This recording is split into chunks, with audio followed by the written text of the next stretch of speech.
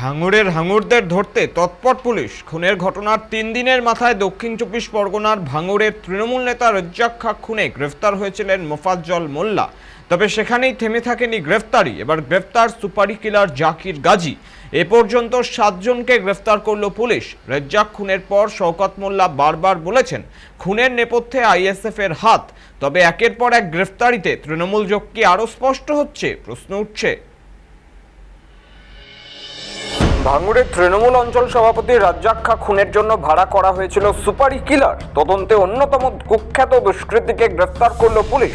ধৃতের নাম জাকির উদ্দিন গাজী ওরফে জাকির মোল্লা।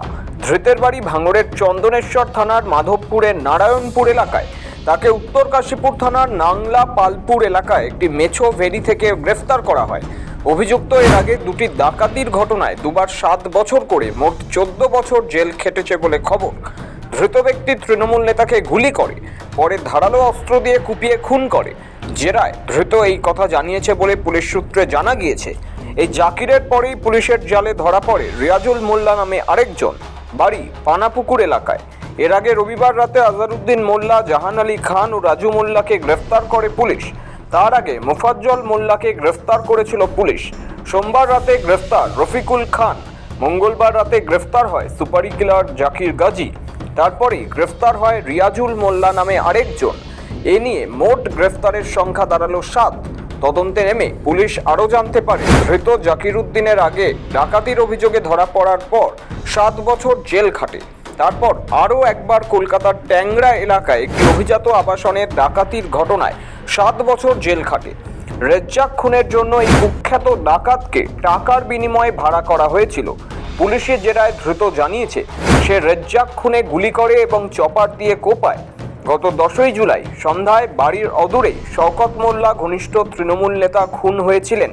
সেই ঘটনায় রীতিমতো চাঞ্চল্য ছড়িয়েছিল রাজনৈতিক মহলে। পুলিশি তদন্তে উঠে এসেছে খুনের অন্তত 15 দিন আগেই রেজ্জাক খাঁকে সরিয়ে দেওয়ার পরিকল্পনা করা হয়েছিল, কিন্তু তখন সুযোগ না পাওয়ায় সেই ছক সফল হয়নি। পরে ফের নতুন করে পরিকল্পনা করে নির্জন জায়গায় রেজ্জাককে হত্যা করা হয়। এই ঘটনার নেপথ্যে রাজনৈতিক প্রতিহিংসার অভিযোগ তুলে প্রথম থেকেই আইএসএফ এর দিকে আঙুল তুলেছেন ক্যানিং পূর্বের তৃণমূল বিধায়ক শওকত মোল্লা। রবিবার গ্রেফতার হওয়া মোফাজ্জল মোল্লা সম্পর্কে তার অভিযোগ সে আইএসএফ এর হয়ে এই খুনে মদত দিয়েছে। আইএসএফ এর মদতপুষ্টেরা খুনির কোনো জাত হয় না। আমরা এফআইআর এর কোনো নাম দিইনি। আমরা প্রকৃত খুনিদের অ্যারেস্ট করার কথা বলেছিলাম। পুলিশকে ধন্যবাদ জানাবো। তৃণমূলের কোনো গোষ্ঠীতন্ত্রের কোনো বিষয় এখানে নেই। এখানে আইএসএফ এর মদতপুষ্ট হয়ে আজকে যে বা যারা খুন করেছে তারা কখনো দলের লোক হতে পারে না। আর মোফাজ্জল আমাদের দলের কোনো পদাধিকারী নয়। লক্ষ লক্ষ মানুষ তৃণমূল, কোটি কোটি মানুষ তৃণমূল কংগ্রেসে আছে। তৃণমূল কংগ্রেসের ঘাড়ে দোষ চাপিয়ে লাভ। আজও বলছি এরা আইএসএফ এর মদতপুষ্ট হয়ে এই ঘটনা ঘটে। যদিও মোফাজ্জল নিজেও তৃণমূল নেতা, এদিকে আজহারউদ্দিন মোল্লাও একসময় আইএসএফ এর সঙ্গে যুক্ত ছিলেন।